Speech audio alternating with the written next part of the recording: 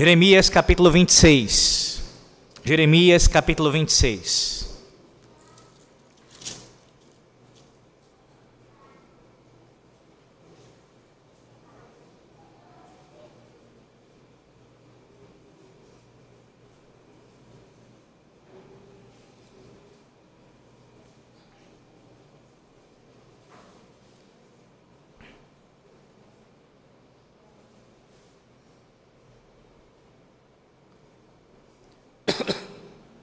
O que eu vou falar não é nada diferente do que você já ouviu, mas eu quero reforçar ainda assim. Eu peço que você ouça atentamente a leitura e principalmente a exposição do texto sagrado e pacientemente esteja assim atento a tudo que será dito nessa noite. O sermão, pela profundidade do texto e tantas coisas aqui que são ditas, ele deverá ser longo. E eu não tenho a intenção de quebrá-lo em duas partes. Digo, pregá-lo hoje uma parte e outra daqui a 2 domingos, nesse caso, né? Então vamos lá. Com a graça do nosso Deus, iremos caminhar aqui. Jeremias 26. Assim diz o Senhor nosso Deus. No princípio do reinado de Jeoaquim, filho de Josias, rei de Judá, veio esta palavra do Senhor. Assim diz o Senhor: põe-te no átrio da casa do Senhor e dize a todas as cidades de Judá que vêm adorar a casa do Senhor.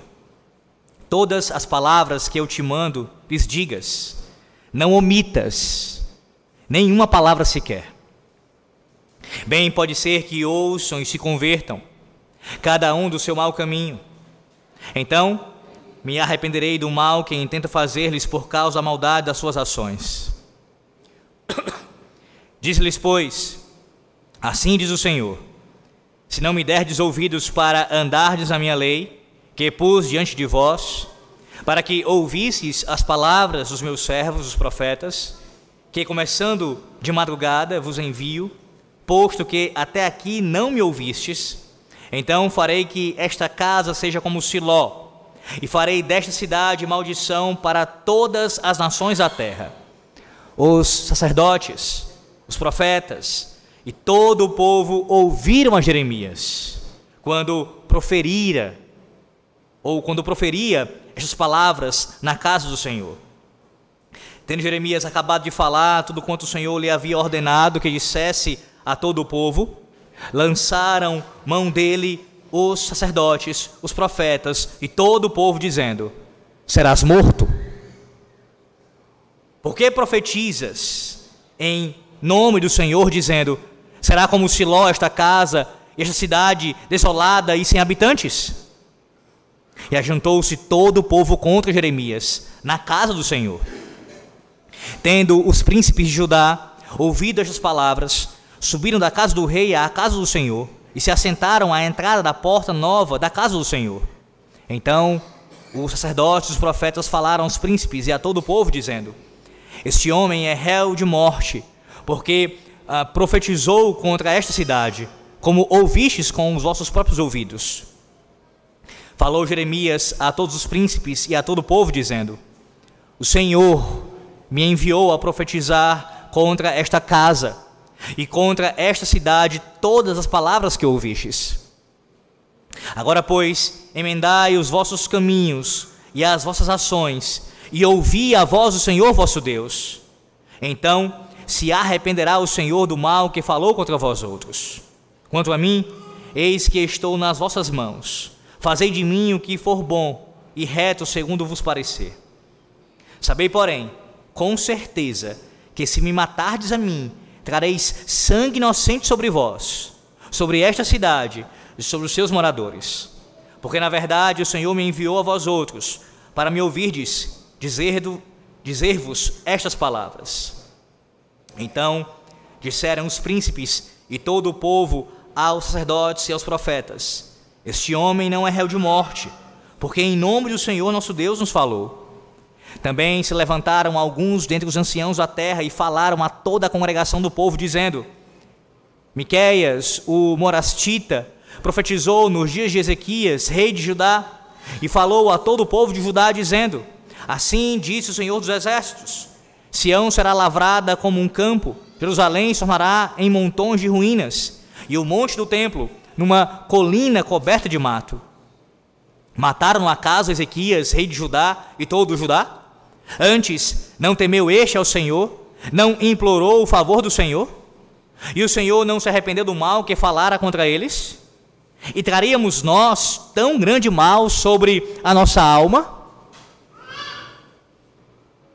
Também houve outro homem, Urias, filho de Semaías, de Kiriate Jearim, que profetizava em nome do Senhor e profetizou contra esta cidade e contra esta terra, segundo todas as palavras de Jeremias. Ouvindo o rei Jeoaquim e todos os seus valentes e todos os príncipes as suas palavras, procurou o rei matá-lo. Mas ouvindo isto, Urias temeu, fugiu e foi para o Egito. O rei Jeoaquim, porém, enviou a Eunatã, filho de Aquibor, ao Egito, e com ele outros homens. Eles tiraram a Urias do Egito e o trouxeram ao rei Jeoaquim. Este mandou feri-lo à espada e lançar-lhe o cadáver nas sepulturas da plebe. Porém, a influência de Aicão, filho de Safã, protegeu a Jeremias, para que o não entregassem nas mãos do povo, para ser morto. Amém.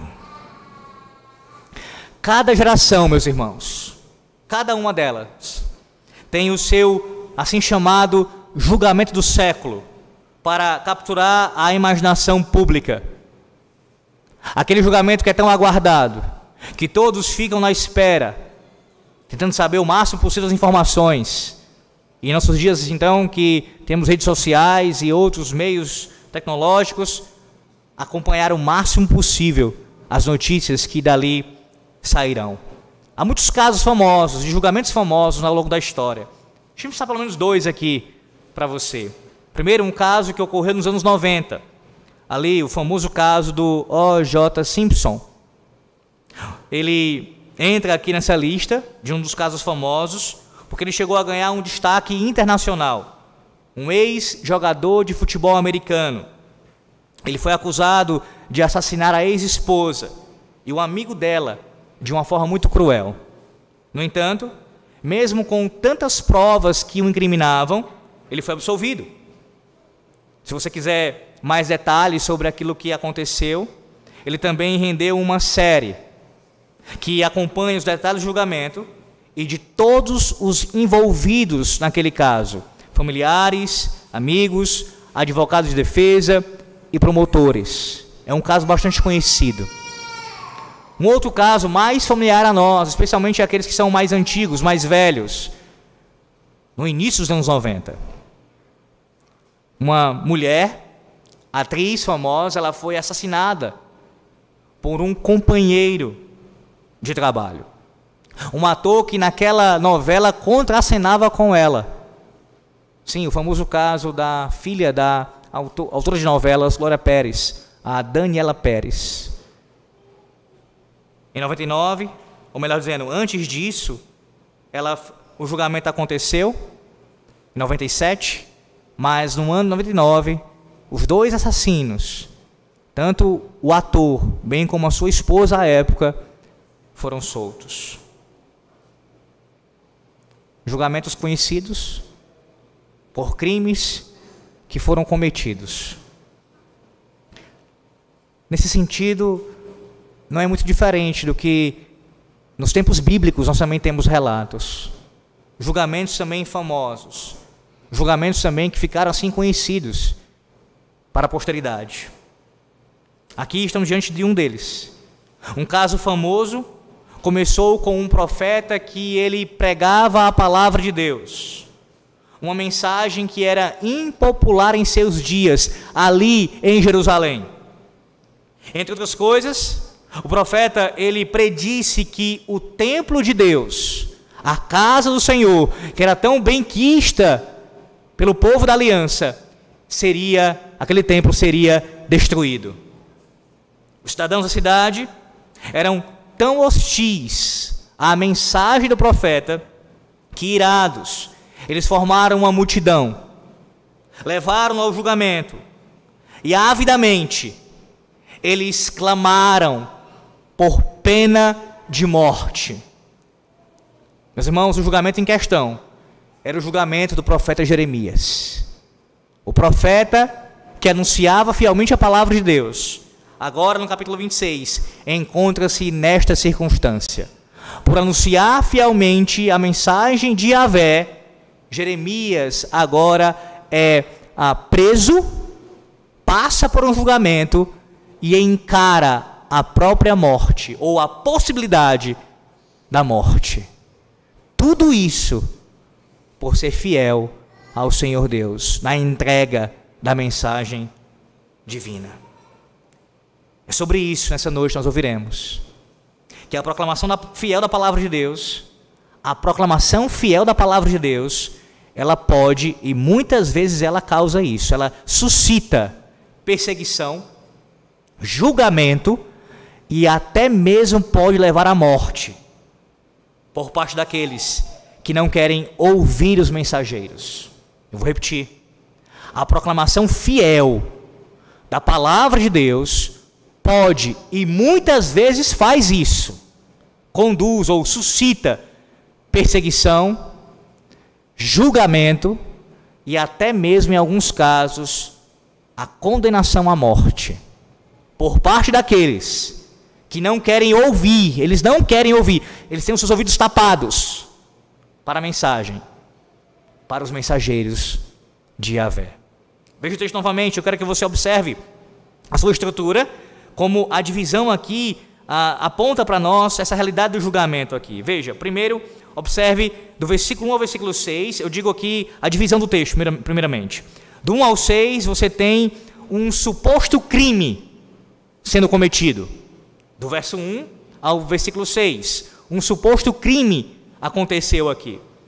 Do versículo 7 ao versículo 9, você tem a prisão do profeta. Ele é preso. Os versículos 10 e 11 nos mostram aqui a acusação ao profeta. 10 e 11. Versículos 12 a 15, o apelo. E no versículos 16 a 23, a defesa, uma defesa vigorosa, que foi preparada em seu favor. Do 16 ao 23. E no versículo 24, o último versículo, você tem o veredito final. O veredito, a sentença ali, dada acerca daquele caso. Essa é a estrutura basicamente do texto. Então observe aqui o suposto crime, que compreende os 6 primeiros versículos, do 1 ao 6, suposto crime. Novamente o versículo 1. No princípio do reinado de Joaquim, filho de Josias, rei de Judá, veio esta palavra do Senhor. Meus irmãos, o julgamento ocorreu nos conturbados anos antes que os babilônios atacassem a cidade de Jerusalém. Provavelmente ali no ano 609 a.C. E o único crime aqui que está sendo apontado contra Jeremias, como se ele tivesse praticado algum crime, era o crime de pregar a palavra de Deus. A sua mensagem parece ter sido uma versão aqui mais curta do seu famoso sermão, lá do capítulo 7 do seu livro. Você deve lembrar disso. Eu já expus esse texto aqui. Se você não ouviu ainda, eu peço que você escute depois. Lá em Jeremias 7, do versículo 1 ao versículo 15, você tem uma exposição mais completa deste sermão, que aqui aparece novamente no capítulo 26. Lá no capítulo 7, o foco estava no sermão em si, na mensagem em si, no conteúdo do sermão. Aqui, a atenção ela se volta para a reação do povo, como foi que o povo reagiu àquele sermão.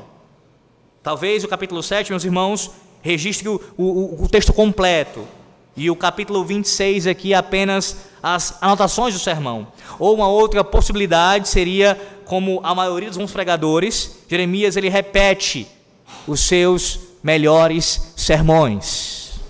De qualquer maneira, o que está acontecendo aqui, seja o sermão repetido, o mesmo sermão sendo repetido, ou o mais provável, o único sermão pregado, mas agora sendo dado uma outra perspectiva a ele, uma perspectiva mais com relação aos ouvintes do sermão. O que nos interessa aqui é que por causa desse sermão que foi proclamado por Jeremias, o povo reage como se aquele homem fosse um criminoso, um homem digno de morte. o sermão de fato era bom. Por quê? Porque para começar ele tinha um bom conteúdo. Um bom conteúdo. E qual é o conteúdo do sermão aqui? Você pode se perguntar, pastor, qual é o conteúdo do sermão? Se a gente pudesse resumir em 2 pontos aqui: lei e graça. Lei e graça. Temas recorrentes em toda a palavra de Deus, especialmente em Jeremias. Os profetas como um todo. Eles sempre anunciam a lei do Senhor Deus e a sua bendita graça. Meus irmãos, a boa pregação, a pregação fiel, ela sempre explica tanto a lei de Deus, a qual expõe o pecado, quanto ela proclama, a pregação fiel, ela proclama a graça de Deus que perdoa o pecado. A lei que assim confronta, combate, ela vem para expor nosso pecado, e a graça de Deus também é anunciada para que nós venhamos a ser perdoados dos nossos pecados. Jeremias começou com a lei e não se reteve de forma nenhuma. Ele seguiu as instruções que lhe foram dadas. Versículo 2, observe, versículo 2. Assim diz o Senhor: põe-te no ato da casa do Senhor e dize a todas as cidades de Judá que venham adorar a casa do Senhor todas as palavras que eu te mando lhes digas, não omitas nenhuma palavra sequer. Observe a expressão aí que é usada: ponte no ato, ou coloque-se no pátio da casa do Senhor. O templo, chamado de a casa do Senhor, ou apenas esta casa, ele é mencionado várias vezes aqui no capítulo 26, do versículo 1 ao versículo 10. E por qual motivo? Para efeito de ênfase aqui. Muitas das mensagens de Jeremias abordam os sérios conceitos errados que aqueles adoradores tinham acerca do templo do Senhor. De igual modo, proclamar essa mensagem no templo permitia a Jeremias, aquele profeta, alcançar uma ampla variedade de pessoas. Estando ali, ele poderia falar para um número de várias pessoas: sacerdotes, falsos profetas, oficiais do templo, habitantes de Jerusalém, pessoas da zona rural de Judá. Então não apenas ele fala no ato, ali no pátio, ele fala por conta do entendimento errado sobre o templo que aquele povo tinha, é por esse motivo sim, mas também pelo alcance da mensagem. Percebe a estratégia aqui do próprio Deus em colocá-lo naquele lugar, para que a mensagem pudesse reverberar, pudesse alcançar muito mais pessoas. Perceba também a expressão que é usada aqui no final do versículo 2. É dito: não omitas nenhuma palavra sequer. A palavra traduzida por omitir aqui, meus irmãos, significa reter, ou então também diminuir, reduzir. O Senhor Deus está dizendo para Jeremias: não diminua, não reduza, não omita absolutamente nada da mensagem. Não modifique, não adapte. Não fale conforme os ouvintes querem ouvir o que vai agradá-los. Não omita. Como nós vimos lá no capítulo 7 de Jeremias, naquela exposição, o que o profeta fez, meus irmãos, foi proclamar praticamente os 10 mandamentos, a lei do Senhor. E ele explicou em detalhes como o povo estava deixando de ser fiel ou agindo com infidelidade para com a aliança de Yahvé. A pregação da lei, ela deveria afastar o povo dos seus pecados. Veja como o versículo 3 mostra isso para nós. Versículo 3: bem pode ser que ouçam e se convertam, cada um do seu mau caminho. Então me arrependerei do mal que intento fazer-lhes por causa da maldade de suas ações. A palavra usada aqui, o verbo usado aqui no original, bem pode ser que ouçam ou que escutem, é a palavra no original Shema. O mesmo Shema que aparece lá em Deuteronômio capítulo 6, versículo 4. Ouvi, ó Israel. Significa sim ouvir. Mas traz essa ideia, meus irmãos, de um ouvir em obediência. Eles deveriam ouvir a lei de Deus atentamente e colocá-la em prática. Aqui na passagem de Jeremias capítulo 26, ela ocorre 10 vezes. 10 vezes. Versículo 3 ao versículo 5, versículo 7 também. versículos de número 10 a 13, versículo 21, enfim, em todo o texto, ela está permeada, ou melhor dizendo, ela permeia todo o capítulo 26. Um jogo de palavras aqui, mostrando uma certa ironia, mais uma vez também em Jeremias. O povo deveria ouvir, mas não ouviu ao Senhor, e assim o Senhor Deus iria falar com eles de outra maneira, que seria enviando o seu juízo, como nós já temos ouvido também muitas vezes. Deus associa aqui o Shema a ouvi-lo. Nesse caso, ouvir os seus servos, os profetas, seria o mesmo que ouvir a Yahvé, como você também já aprendeu aqui. Quando os profetas falavam em nome de Yahvé, o que eles diziam, o seu conteúdo, a sua mensagem, era o próprio Deus falando com o seu povo. Um ouvir que resulta em arrependimento e obediência à lei de Deus. O texto afirma, em tom de ironia, que depois de Jeremias pregar a palavra de Deus, a liderança ali, sacerdotes, profetas e todo o povo, ouviram Jeremias. No versículo 7 é dito isso. Mas em vez de eles se arrependerem e obedecerem à palavra, eles procuraram matá-lo. Ou seja, silenciar Jeremias, o mensageiro. Olha a ironia. Vocês têm que ouvir. Eles escutam de fato, mas não escutam no sentido de obedecer. O que eles querem fazer? Silenciar o profeta. Calar o profeta. O fato de que eles realmente ouvem as palavras de Jeremias ressalta a culpa deles. Isso traz agravo para eles. Eles não podem alegar ignorância. Deus falou de muitas maneiras, várias e várias vezes. A expressão aparece aqui novamente, veja, no versículo 5, começando de madrugada. Expliquei isso para vocês. Logo cedo, o dia todo, os profetas anunciando a mensagem do Senhor Deus. Esse povo não poderia alegar, meus irmãos, de forma alguma, ignorância. Não poderiam fazer isso. Observe como eles mesmos se acusam ao proclamar. No versículo 11. No versículo 11, veja. Eles dizem: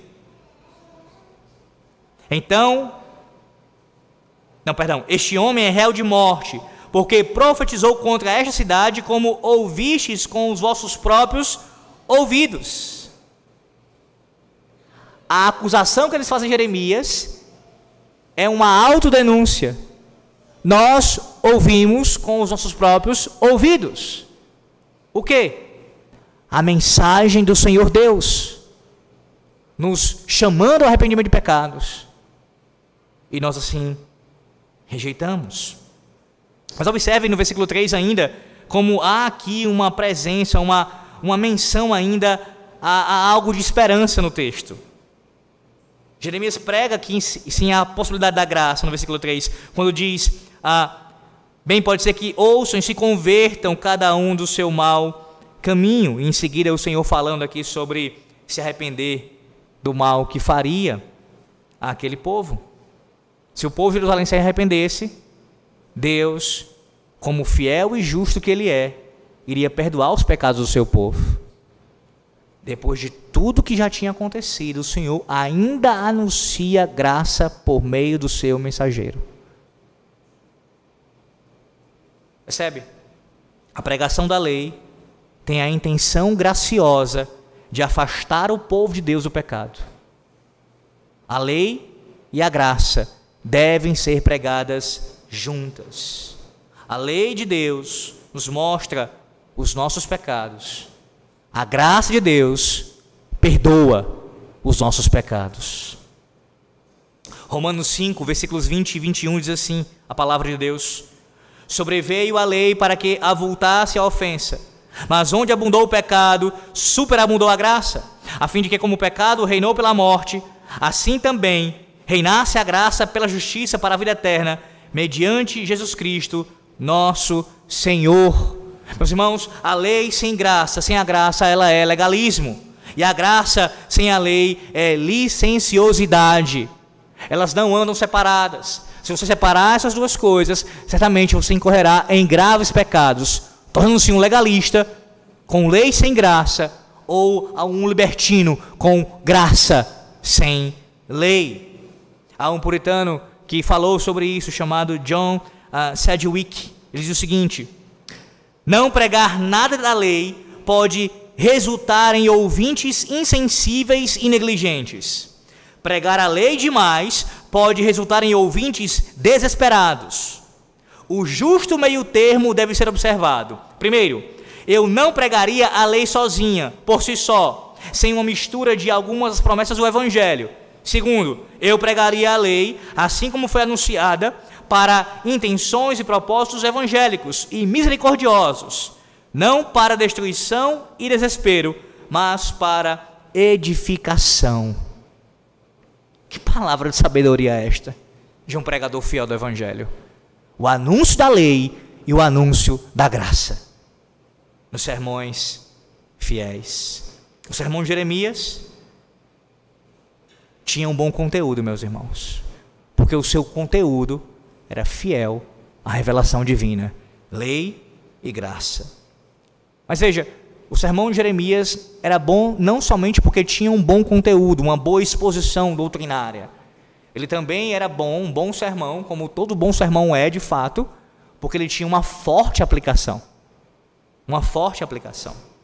Jeremias pregava as consequências do não cumprimento da lei. Se o povo de Jerusalém não obedecesse a Deus, então a sua cidade, o seu templo, seriam destruídos. Versículo 4 até o versículo 6, veja.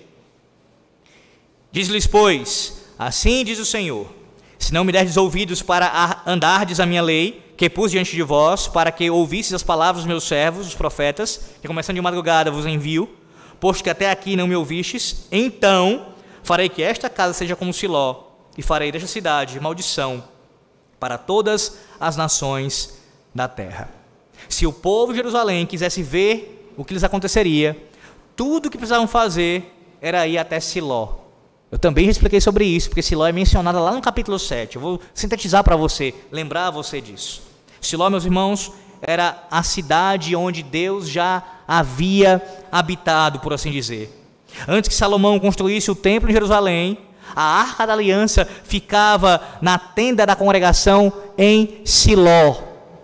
Você pode ver isso lá em Josué capítulo 18. Mas a arca, ela não permaneceu lá. Quando o povo ele quebrou os mandamentos de Deus, a arca foi levada pelos filisteus. E Siló foi deixada em ruínas. Depois leia com calma 1 Samuel capítulo 4, bem como também o Salmo 78, dos versos 58 a 64, que narram também essa história. Portanto, quando Deus ameaçou deixar o templo como havia deixado Siló, a ameaça era derrubar tudo. Não ficará pedra sobre pedra, tijolo por tijolo. Sim, Siló aqui ilustra esse deixar, essa partida do Espírito vivo do Deus Todo-Poderoso, abandonando tal lugar, destruindo, deixando em ruínas aquele local. Siló, meus irmãos, é qualquer lugar onde Deus já viveu, mas não vive mais. A verdade é que muitas igrejas, usando a expressão comum dos nossos dias, muitos templos que foram construídos para servirem como locais de culto, como casas de oração, tornaram-se Silós. Se você já leu um pouco a respeito, já pesquisou sobre isso, já deve ter visto que na Europa está cheio de Silós. Vários lugares. Também na América, isso já tem acontecido. Há templos que outrora pertenceram a alguma igreja evangélica, alguma igreja protestante, que hoje em dia se tornou um salão de bingo. Em alguns casos, a Siló ali é agora uma mesquita islâmica. Deus abandonou. Em nosso país também temos visto isso. E esse tipo de coisa não está distante de nós. não está distante de nós com relação à nossa realidade local enquanto Igreja Presbiteriana Betel. Como eu já proclamei outras vezes e eu lembro a você nessa noite sobre isso. O que faz com que Betel não se torne Siló é a graça de Deus. Betel é Betel não por causa de qualquer homem que passou ou que esteja aqui, mas porque Deus sustenta o seu povo aqui. E porque a sua palavra tem sido proclamada fielmente aqui. Se os mensageiros forem silenciados, se o púlpito se calar, se o povo não der mais ouvidos, Deus, assim como fez no passado, tem feito em nossos dias, também pode fazer conosco. Aquela que foi conhecida como Betel, prestes agora a 2 dias de completar 34 anos, pode virar Siló. Ruínas, destruição, se não ouvirmos ao nosso Deus, meus irmãos. Portanto, guarde os mandamentos de Deus, sirva-o no poder do Espírito Santo, dependa de sua graça para guardar os seus mandamentos. Caso contrário, o edifício da sua igreja, desta igreja local, pode sim se tornar um salão de bingo, uma mesquita islâmica, ou sabe-se lá o que. Observe agora a prisão acontecendo, do versículo 7 ao versículo 9, a prisão, a partir do versículo número 7. Primeiro observe o texto como um todo, eu já farei a leitura. Aqui você tem esse bloco narrando a prisão. Meus irmãos, Jeremias estava apenas tentando pregar a lei e a graça de Deus da maneira como Deus ordenou. Não omitas nenhuma palavra sequer. Porém, a sua congregação não pensava assim, e fizeram dele uma vítima de ameaça pública. Como esse texto ele fala muito aos corações dos pregadores, principalmente àqueles que ainda não foram ordenados como pastores. Há seminaristas que são verdadeiros sonhadores. Deixa eu descrever para você um tipo de seminarista sonhador. Ele não está estudando, ele está apenas sonhando acordado sobre como será um dia quando ele for pastor. Ele fantasia sobre pregar o melhor de todos os sermões possíveis. Em sua imaginação fértil, ele pode ouvir a sua congregação gritando ali o seu nome, exaltando, reconhecendo. Até mesmo os anciãos da igreja ali, os anciãos carregando nos braços, como se fosse um grande triunfo. Mas a grande verdade é que essa é uma mera ilusão. Certamente que quem pensa assim, como tendo uma motivação dessa maneira para o ministério, já está errado, é óbvio. Mas uma perspectiva, mesmo equilibrada, de imaginar que os sermões sempre serão muito bem recebidos pelo povo, de que todos acolherão no coração a palavra de Deus, e de que mesmo que não tragam nenhum tipo de fala honrosa, mas que pelo menos irão guardar a palavra, é se iludir pensar isso. Jeremias não foi carregado como um campeão no final do seu sermão ali. Versículo 7 e versículo 8, veja. Os sacerdotes, os profetas e todo o povo ouviram Jeremias quando proferia estas palavras na casa do Senhor. Tendo Jeremias acabado de falar tudo quanto o Senhor lhe havia ordenado que dissesse a todo o povo, lançaram mão dele os sacerdotes, os profetas e todo o povo, dizendo: serás morto. Note essa expressão que aparece no final do versículo de número 8. Serás morto. A gramática hebraica aqui, ela enfatiza a certeza do verbo. Como assim, pastor? Você certamente morrerá.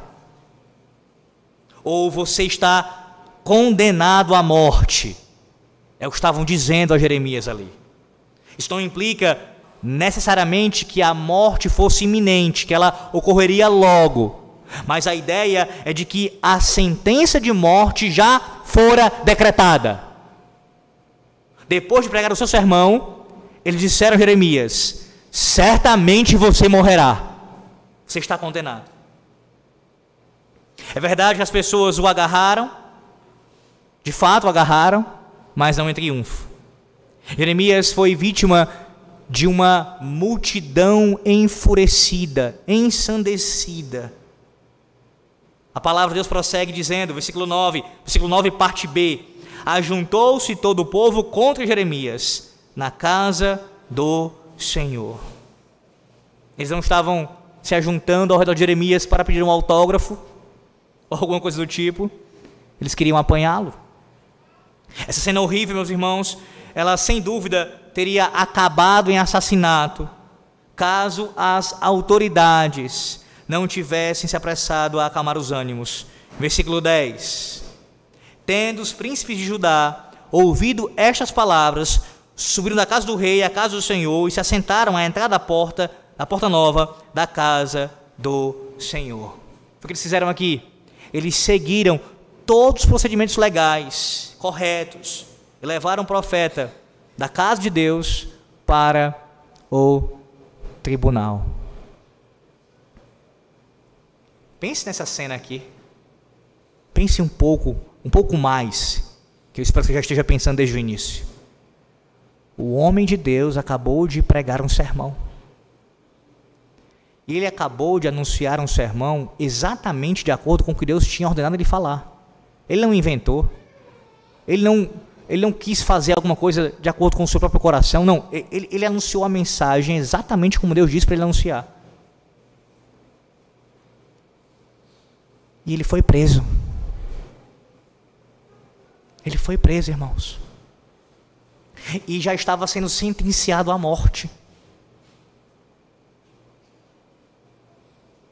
Pense em qualquer pregador, não precisa ser no pastor desta igreja, qualquer pregador fiel nesses dias, que anuncia um sermão e logo após ele terminar o sermão, ele ser preso por causa do conteúdo do sermão.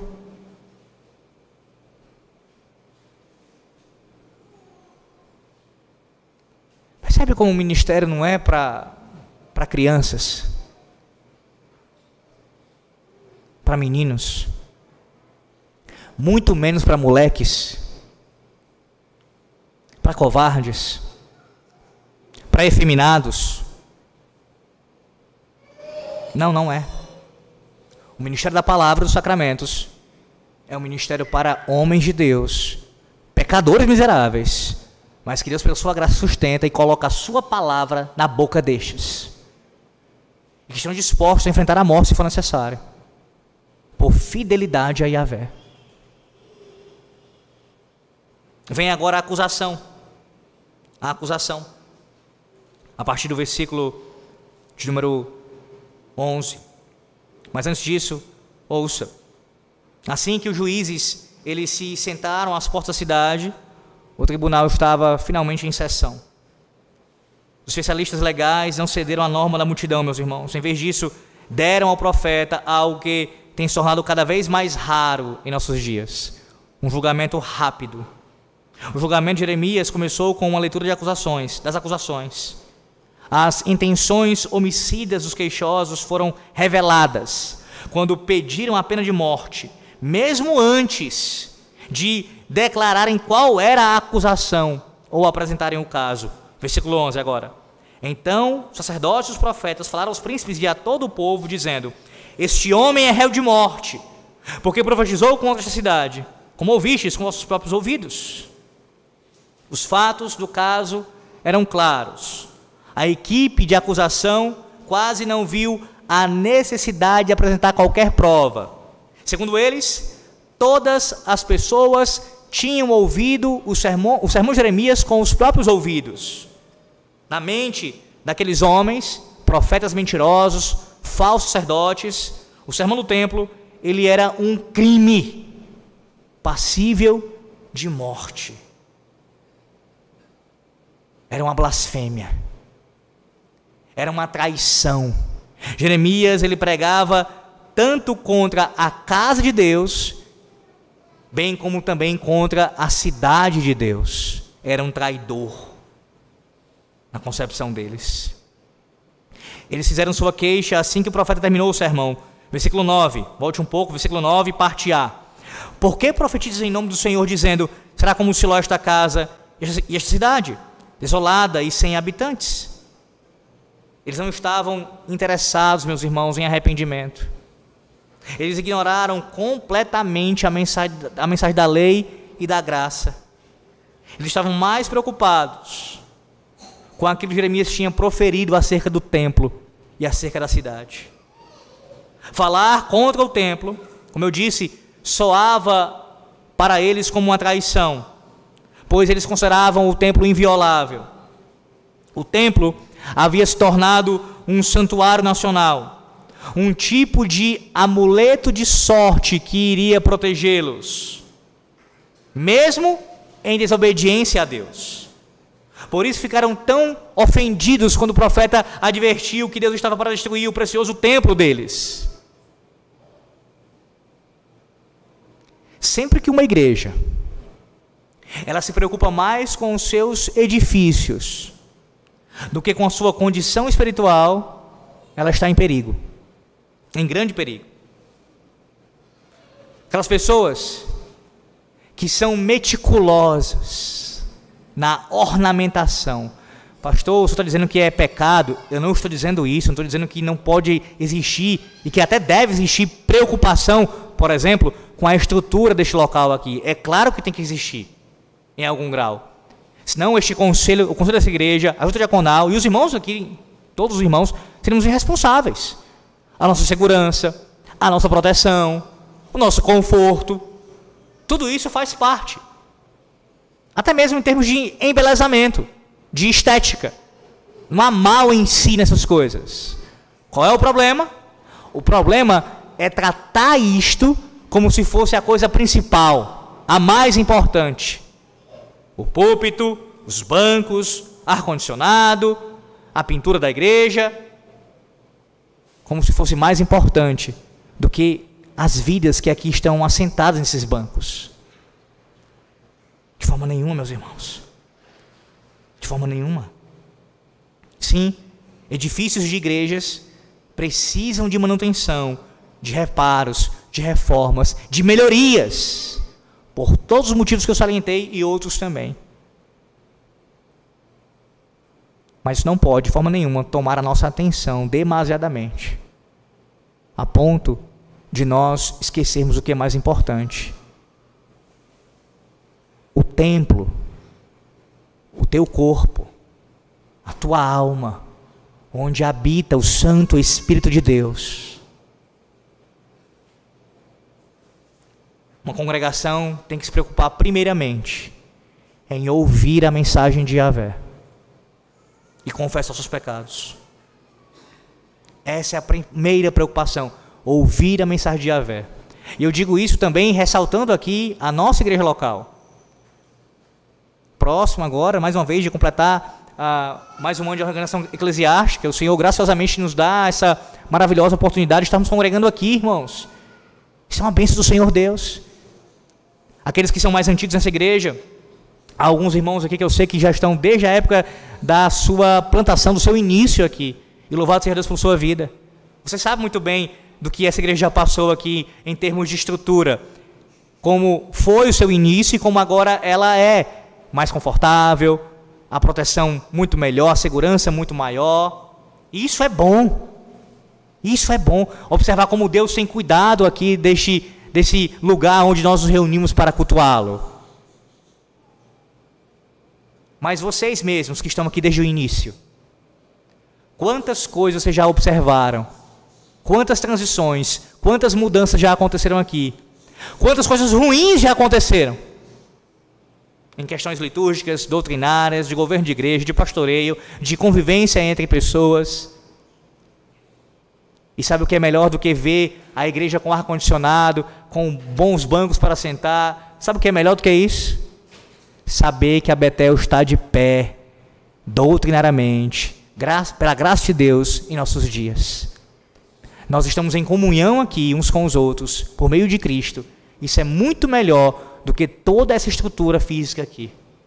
De tal forma que se nós perdêssemos esse prédio, se isso acontecesse, mas estivéssemos unidos ainda, e reunidos em outro lugar, até num lugar aberto, seria melhor do que estarmos aqui, e nossas vidas completamente em ruínas, sem a pregação da palavra de Deus. Podemos ter um templo altamente pomposo, mas nossas vidas particularmente serem silós, destruídas pelo pecado. Observe agora, vem a declaração,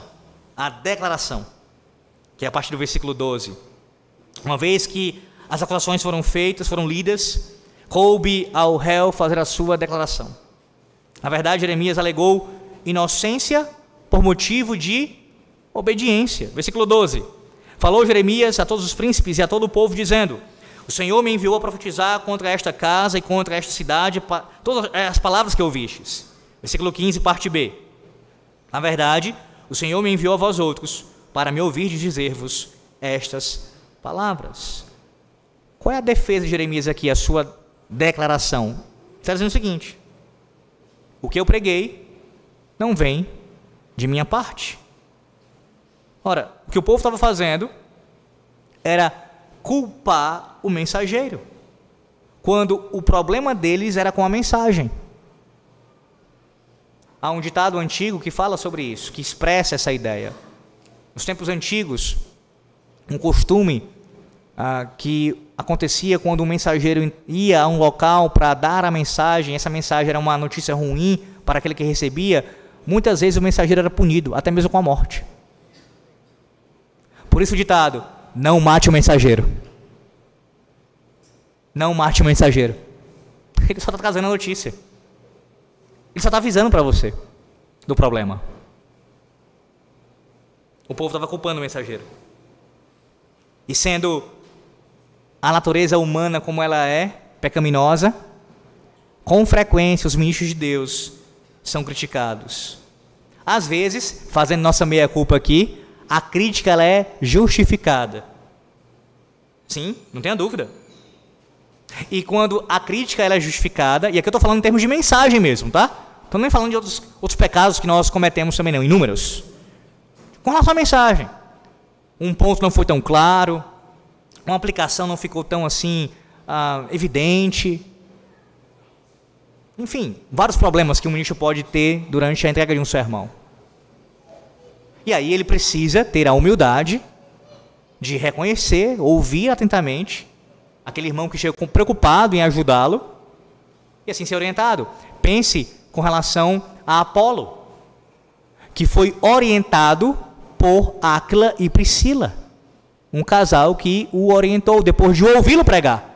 E Apolo era eloquente nas palavras, era conhecido por ser um excelente, um exímio pregador, mas ele tinha que ser corrigido num ponto específico, e aquele casal que tinha recebido do apóstolo Paulo instrução, repassou para aquele homem. Ele foi humilde em corrigir a sua teologia, não meramente a entrega da mensagem. Então sim, nós também falhamos, irmãos, precisamos ouvir.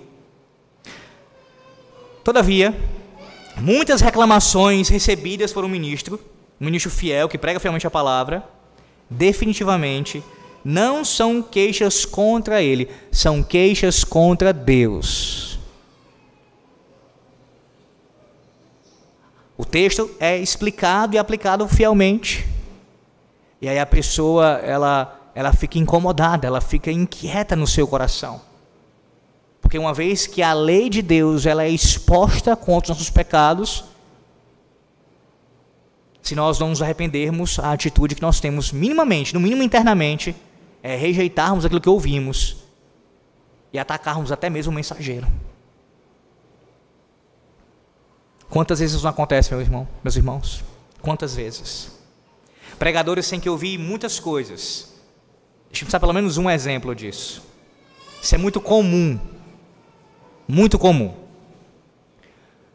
O pregador está, durante a semana, estudando o texto, além de outras coisas, orando, preparando.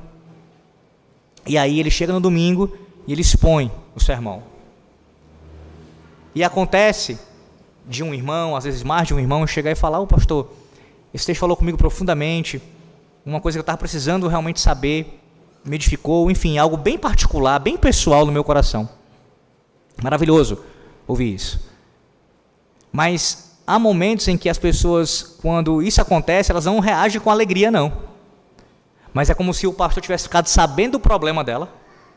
Ele foi lá, investigou, e ele foi no púlpito para poder propositalmente expor ali a vida dela. Expor a vida dela. Existe, em um certo sentido, o fato de que o pastor precisa conhecer bem a sua congregação, os seus problemas, e à luz do sagrado expor, não as pessoas, diga, mas resolver as coisas no púlpito, ensinando. Não tenha dúvida quanto a isso, não. Mas outra coisa é alguém fazer algo direcionado para querer atingir um indivíduo pessoalmente. Da mesma maneira, aquele que recebe a mensagem, se foi da parte do Senhor Deus, tem que receber como vinda de Deus. Vinda do Senhor Deus. Isso já aconteceu comigo algumas vezes e, sinceramente, irmãos, não me tome como arrogante, pelo contrário. Uma das minhas reações é sorrir. Porque, de fato, todas as vezes que eu fui, de alguma maneira, acusado disso, eu não sabia de absolutamente nada, de nada do que estava acontecendo, naquele caso particular. Porque o Deus ao qual eu sirvo, e ao qual você serve, Ele revela os segredos do coração humano, através da sua palavra. Quando a sua palavra é exposta, certamente o que está no teu coração é exposto. Ele fala. Em nossos dias, Ele fala profundamente pela sua palavra. Quem aqui não tem um testemunho sequer, pelo menos um, para falar sobre isso, para que não possa falar sobre isso? De um sermão específico, você lembra que parecia que o pregador sabia da sua vida sobre aquele assunto? Porque a palavra de Deus foi pregada fielmente. Esse certamente foi o caso aqui no julgamento de Jeremias. Ele não receou em ressaltar isso. As pessoas achavam que estavam brigando com Jeremias, mas na verdade elas estavam brigando com o próprio Deus. Se tinham alguma denúncia a fazer, precisariam levá-la ao próprio Deus, uma vez que era Ele quem estava advertindo o seu povo com juízo e chamando-o ao arrependimento. Se você não pode, eu estou colocando uma condição, ou melhor, a palavra de Deus coloca essa condição: se não é possível você questionar a mensagem, dizendo que ela é infiel, provando que ela é infiel, logo ela é fiel, se ela é fiel, então você precisa marcar uma audiência com o seu Deus e se queixar com Ele. Enquanto fazia a sua declaração legal, Jeremias aproveitou a oportunidade para repetir sua mensagem. Versículo 13: agora, pois, emendai os vossos caminhos e as vossas ações, e ouvi a voz do Senhor, vosso Deus. Então se arrependerá o Senhor do mal que falou contra vós outros. Meus irmãos, Jeremias, ele era um bom pregador, um pregador fiel. E bons pregadores repetem seus sermões tantas vezes quanto forem necessárias. Ele faz isso também no ambiente de tribunal aqui. E ele explicou o raciocínio por trás da sua alegação. Embora tenha se declarado inocente, ele não estava realmente interessado em se defender. Versículo 14: quanto a mim, eis que estou nas vossas mãos. Fazei de mim o que for bom e reto segundo vos parecer. Jeremias submeteu-se ali à jurisdição daquele tribunal. Sua principal preocupação, ou sua única preocupação, era ser um despenseiro fiel de Deus. Ele não levantaria um só dedo para salvar a sua vida, mas ele defenderia a causa de Deus até a morte. A mesma coisa que exigia de cada um de nós como cristãos. O cristão testifica, assim como Pedro e todos os demais apóstolos, lá em Atos 5, versículo 29, antes importa obedecer a Deus do que aos homens. Antes importa ser fiel ao nosso Deus, em nossa mensagem, em nossa vida, do que temer aos homens. Agir de qualquer outra maneira é ser infiel a Deus. Há um exemplo aqui de infidelidade na história de Urias, filho de Semaías. Uma história que é relatada no final do capítulo 26. Observe aí o versículo 20 do capítulo 26. É uma história bem parecida, a história de Urias com a história de Jeremias. Versículo 20. Também houve outro homem, Urias, filho de Semaías, de Kiriat Jearim, que profetizava em nome do Senhor e profetizou contra esta cidade, contra esta terra, segundo todas as palavras de Jeremias. A mensagem de Urias, meus irmãos, ela deixou as pessoas tão iradas quanto a mensagem do profeta Jeremias. Versículo 21, parte A. Ouvindo o rei Jeoaquim e todos os seus valentes e todos os príncipes as suas palavras, procurou o rei matá-lo. Mas há uma diferença nas duas histórias. Uma diferença entre Jeremias e Urias aqui. Veja o versículo 21 ainda, parte B. Mas, ouvindo isto, Urias temeu, fugiu e foi para o Egito. A vida de Urias, ela seria para nós aqui uma espécie de contra-exemplo, ou um exemplo pelo contraste. É quando nós devemos aprender com alguém ou com a sua atitude no sentido de o que nós não deveríamos fazer. Duas coisas estavam erradas aqui no que Urias fez. Primeiro, ele fugiu com medo. Urias não confiava que o Senhor o livraria da morte. Urias temia mais aos homens do que a Deus. Em segundo lugar, Urias decidiu recorrer ao Egito.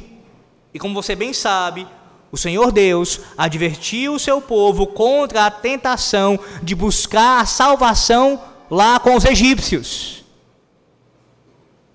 A fuga de Urias foi um sinal de apostasia, de desvio aqui. Alguns estudiosos dizem que a história de Urias ela foi contada para mostrar que Jeremias corria risco de morte. E sim, de fato, a história de Urias é contada nesse sentido também. Todavia, meus irmãos, o que aparece aqui para nós acerca de Urias é para realçar ainda mais a coragem e a fidelidade de Jeremias. Urias aparece aqui para contrastar com o profeta Jeremias. A covardia de Urias revela a coragem de Jeremias. Jeremias é o bom exemplo a ser seguido.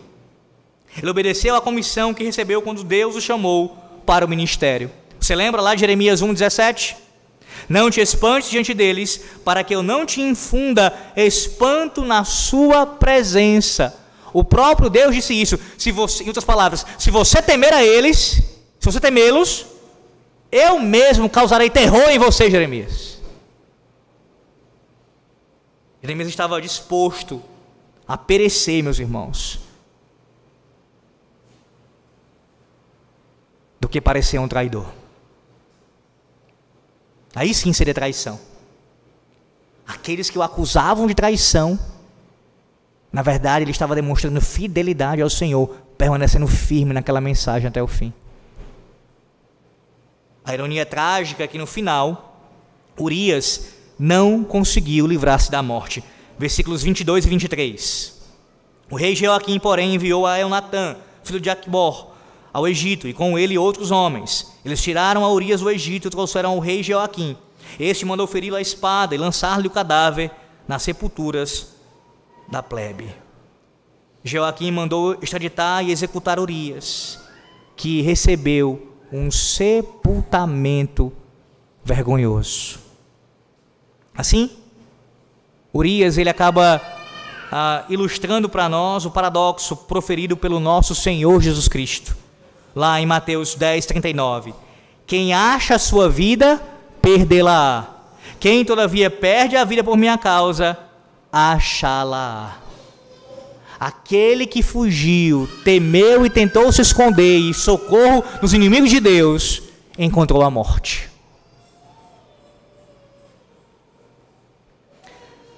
Preciso seguir a defesa agora, observe a defesa, que vai acontecer aqui a partir do versículo 15.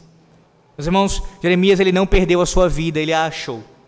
Ele achou a sua vida não livrando a si mesmo da morte, mas com a ajuda de defensores que tomaram seu caso. Deus levantou outros homens para, ali através da sua providência, defenderem Jeremias. Algumas pessoas ouviram quando Jeremias disse, no versículo 15, parte A: sabei, porém, com certeza que se me matardes a mim, trareis sangue inocente sobre vós, sobre esta cidade e sobre os seus moradores. Tão logo perceberam que estavam correndo o risco de matarem um homem inocente, eles pularam para o lado da defesa. Versículo 16: então disseram os príncipes e todo o povo, sacerdotes e os profetas: este homem não é réu de morte, porque em nome do Senhor nosso Deus nos falou. Há um comentarista que diz o seguinte, ele ressalta quanto a multidão era inconstante. Ele diz assim: um minuto uivando por sangue, no próximo defendendo a decisão de absolvê-lo. Inconstantes ou não, meus irmãos, alguns deles apresentaram uma linha de defesa que é intrigante aqui. Eles entenderam que os casos legais são julgados com base em precedentes. Advogados e juízes, eles querem saber se um caso semelhante já foi julgado antes. Se outra pessoa em situação semelhante tiver sido acusada de um crime parecido, esse caso passado pode ter algum tipo de influência sobre o julgamento presente. Os defensores de Jeremias, eles encontraram um precedente legal que é perfeito aqui para esse caso. Eles se lembraram de uma outra pessoa, uma situação parecida, que tinha sido acusada aquela pessoa de um crime semelhante. Observe, versículos 17 e 18. Também se levantaram alguns dentre os anciãos da terra e falaram a toda a congregação do povo, dizendo: Miqueias, o morastita, profetizou nos dias de Ezequias, rei de Judá, e falou a todo o povo de Judá, dizendo: assim diz o Senhor dos Exércitos, Sião será lavrada como um campo, Jerusalém se tornará em montões de ruínas, e o monte do templo numa colina coberta de mato. Os anciãos aqui estão citando Miqueias. Nós lemos Miqueias 4 hoje, na Santa Convocação, do 1 ao 5. Eles estão citando Miqueias, capítulo 3, versículo 12. O último versículo do capítulo 3. O que mostra é que aqueles homens, eles conheciam muito bem as Sagradas Escrituras. Quase um século antes, irmãos, Miqueias havia profetizado contra a cidade de Jerusalém e contra o templo em Sião. E a pergunta é: o que aconteceu com o profeta Miqueias?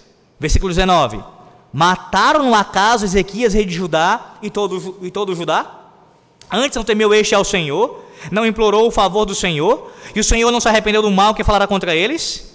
E traremos nós tão grande mal sobre a nossa alma? Percebe o raciocínio aqui? Lembram-se de um caso que aconteceu, registrado na Sagrada Escritura, semelhante ao de Jeremias, e apelam para isso dizendo: aquele profeta foi morto por causa disso? Foi o que aconteceu. Miqueias, meus irmãos, ele foi um profeta raro ali em Israel. O povo acatou as advertências que ele trouxe. Quando os assírios sitiaram Jerusalém em 701 a.C., Ezequias se arrependeu e o Senhor libertou a sua cidade. A lição era óbvia. Qual é a implicação aqui da fala dessa argumentação? Jeremias não devia ser morto, assim como Miqueias não foi. E mais importante ainda, não apenas deveriam poupar o profeta Jeremias, mas também deveriam dar ouvidos à sua mensagem, assim como Judá nos dias de Miqueias. Se arrepender. E dessa forma, Jerusalém seria salva. Percebe? Essa defesa aqui mostra o quanto é importante que os fiéis, que o povo de Deus, começando pelos anciãos, os presbíteros, mas todo o povo de Deus, tenha um sólido conhecimento bíblico. Num momento de um tribunal, que alguém está ali para ser morto, foi pelo conhecimento da palavra de Deus que aquele homem pôde ser absolvido, ou no caso, começar o seu processo de absolvição. Meus irmãos, quando os líderes espirituais se desviam da palavra de Deus, os leigos têm a obrigação de chamá-los à verdade bíblica. É papel de vocês fazer isso também, meus irmãos, em Cristo, no temor do Senhor. O clero da época de Jeremias não estava pensando nem agindo biblicamente. Jeremias não teria ajuda nenhuma vinda deles, mas ele foi salvo por um versículo da Bíblia guardado em segurança no coração do povo de Deus. No momento oportuno, aquele texto é citado e usado como defesa do profeta.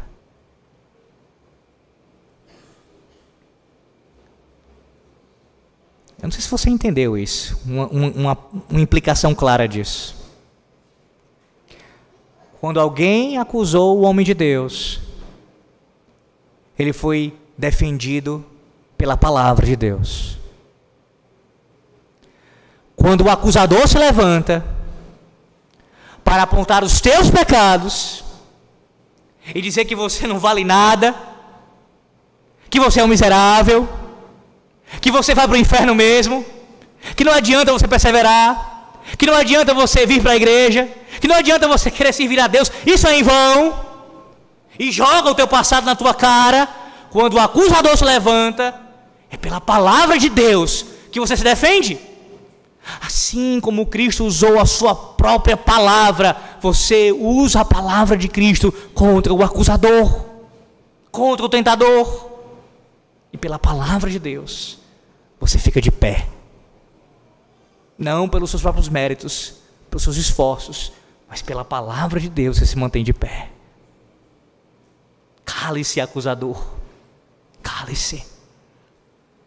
O veredito: no final, Jeremias foi livrado da morte, ele foi absolvido das acusações. A maré, meus irmãos, a opinião pública começou a virar a seu favor, quando ele advertiu o povo sobre a culpa de sangue inocente. Mas o veredito não estava certo, até que, versículo 24, Aicão, filho de Safã, protegeu Jeremias para que o não entregassem nas mãos do povo para ser morto. Safã, ele foi o primeiro escriba a ler o livro da lei quando este foi descoberto durante o reinado do rei Josias, lá em 2 Reis, capítulo 22. Este homem, meus irmãos, ele tinha 3 filhos, e esses 3 filhos, a gente veremos isso, se Deus quiser, nas exposições de Jeremias. Os 3 filhos foram usados por Deus, na sua providência, para defender Jeremias. Aqui foi Aicão, no capítulo 36, versículo 25, Gemarias, e no capítulo 39, versículo 14, Gedalias. Cada um deles usados pela providência de Deus para livrar Jeremias da morte. Tantas lições aqui, eu não posso me deter muito, mas veja, basicamente, deixa eu resumir isso. Primeira providência do Senhor Deus, em livrar o seu servo de meios distintos. Através de uma casa, de uma família, em várias oportunidades, poupando a vida do seu servo. Um outro ensino claro disso: a importância de ensinarmos a palavra dos nossos filhos, e eles crescerem no conhecimento da palavra de Deus, no temor do Senhor, serem filhos piedosos, para serem instrumentos de Deus, como aqueles filhos de Safã o foram.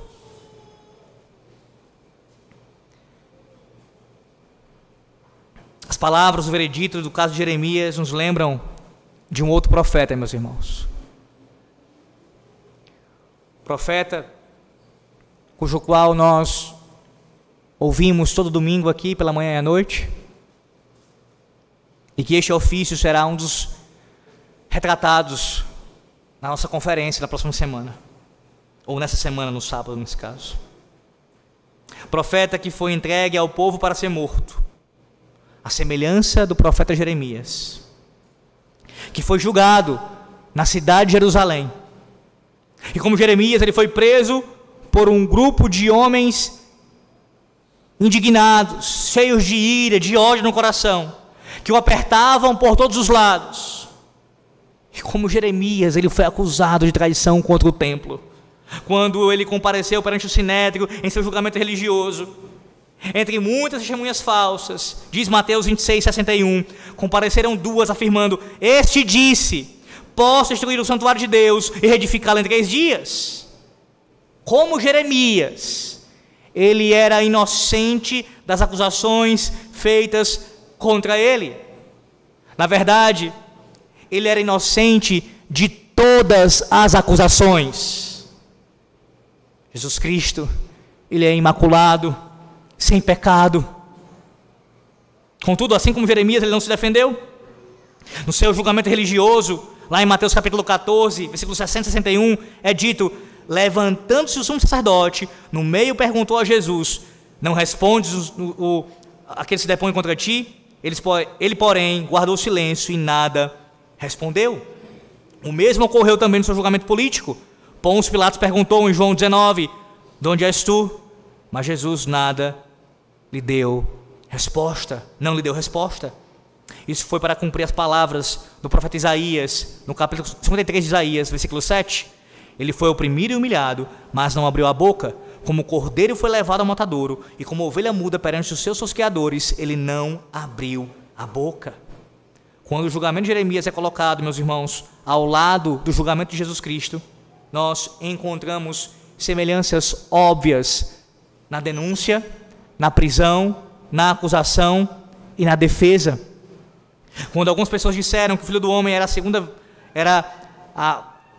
Jeremias, aqui, naquele período ali presente, eles não estavam falando aquilo à toa. Quando olharam para Jesus e disseram: este é Jeremias, eles identificaram na vida e no ministério de Cristo o ministério e a vida de Jeremias. Contudo, há uma grande diferença entre o julgamento de Jeremias e o julgamento de Cristo, o veredito. No julgamento de Jesus, ninguém acatou a advertência de que sua morte traria culpa de sangue inocente aos seus carrascos. Nenhum oficial insistiu: este homem não deve ser condenado à morte. Nenhum ancião deu um passo à frente para argumentar à luz de Miqueias, à luz de algum outro profeta, do próprio Jeremias, para encontrar um precedente legal para defender Jesus. Ninguém salvou Jesus do modo como Aicão salvou Jeremias. Não, ele não foi livrado da morte. Ele foi entregue para a morte. Ele foi entregue para ser executado. Ele foi preso, acusado, condenado e crucificado.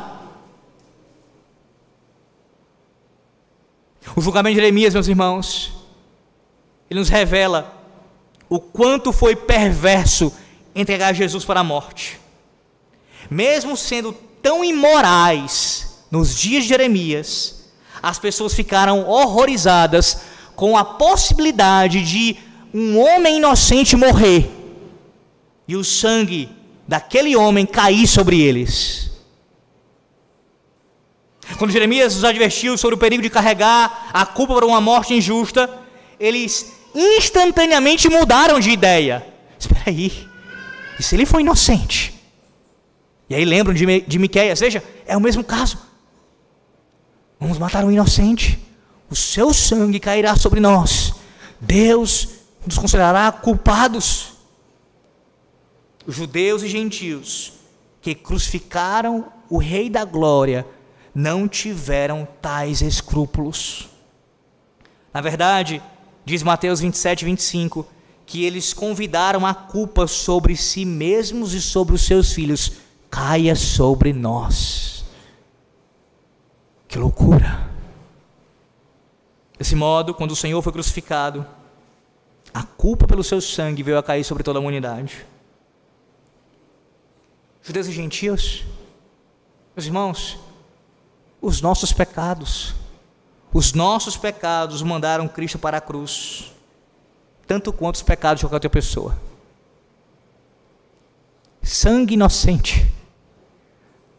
Nós somos culpados de sangue inocente. Mas há um último recurso. Há mais uma diferença entre o julgamento de Jeremias e o julgamento de Jesus. O veredito contra Jesus Cristo foi derrubado por apelação. Em seus momentos de morte, Jesus apelou para ali o Supremo Tribunal de todo o universo. Lucas 23, 46 diz: então Jesus clamou em alta voz: Pai, nas tuas mãos entrego o meu espírito. Ele não apenas fez um apelo para o seu próprio caso, ele apelou por nós também, dizendo, Lucas 23, 34, Pai, perdoa-lhes, porque não sabem o que fazem. E Deus o Pai, meus irmãos, aceitou esses apelos. O veredito de culpa dado a Jesus por homens pecadores foi anulado pelo Deus Santo. Veja, claro que aqueles que permanecem em seus pecados, que não creem nele como seu Salvador, são culpados ainda da morte do Salvador. Mas para quem está em Cristo Jesus e o abraça pela fé, a prova do sucesso desse apelo, meus irmãos, é o túmulo vazio no dia do Senhor. A ressurreição prova que Cristo era inocente de todas as acusações.